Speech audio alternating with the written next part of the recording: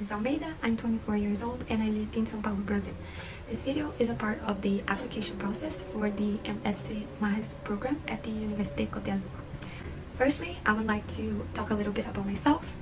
Since I was a little girl, I always really been interested in the environmental field. I always loved being in nature, and anything related to water I loved, especially the ocean. Is a place that I always felt really comfortable and at peace. So that's why when I finished my high school, I decided to take an environmental management course to obtain my bachelor degree. During this time, I could take specific classes that dealt about the water resources, such as water pollution, water management, environmental sanitation, and we had a lot of theory in these classes, but we also learned how to apply this practically.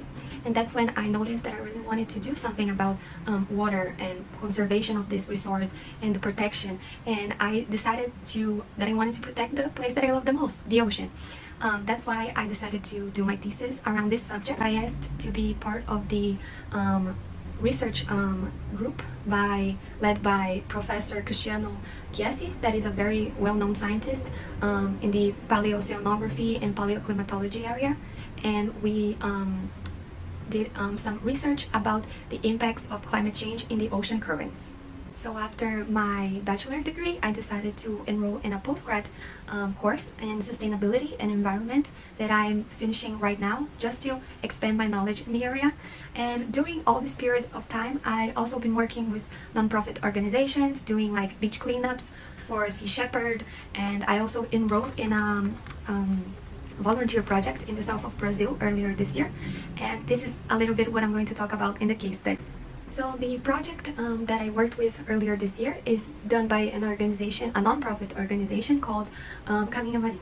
They collect and study and analyze and measure sea turtles, and to know a little bit more about their behavior and their health. We worked directly alongside Gustavo Baila, the founder of the company, that showed us exactly how we should deal and work with this very special and critical animal for our environment. So the case study that I would like to show today is a research that they are doing right now, and is trying to correlate the fibropapillomatosis in sea turtles and the water pollution. So what is fibropapillomatosis? Fibropapillomatosis is a sea turtle disease that disables these animals by causing small skin tumors. Although they are benign tumors, that means they are not malignant, they still can cause the weakening of the health of the animal and even cause an eventual death. It can appear on the body, so it can restrict the movements of the turtle.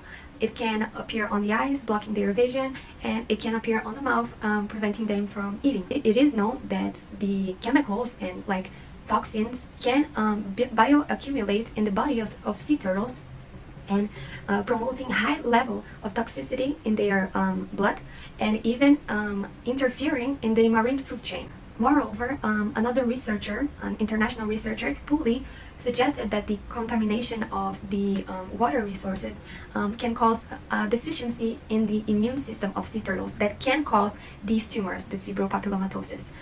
In fact, he promoted a Florida experiment and study that showed that 70% of the turtles that had fibropapillomatosis came from waters that were very polluted and had high levels of mercury. So this shows us that we have to be on the lookout for what type of toxin we are letting get into our water. What kind of human activity, that being industrial activity or agricultural activity, is polluting our oceans. What kind of toxins we are letting reach our waters, because they have a direct impact on sea life. Our actions does have consequences, although it's not maybe on our habitat, or it's not directly in our vision or directly impacting us. It does impact another habitat, another ecosystem, and we have to study and analyze more cases of this so we can prevent this disease, for example, to happen. If it's just about the toxins, we can prevent them from happening. Okay, so this was the case study that I wanted to tell you guys about, and I hope to see you soon in the fall term. Bye!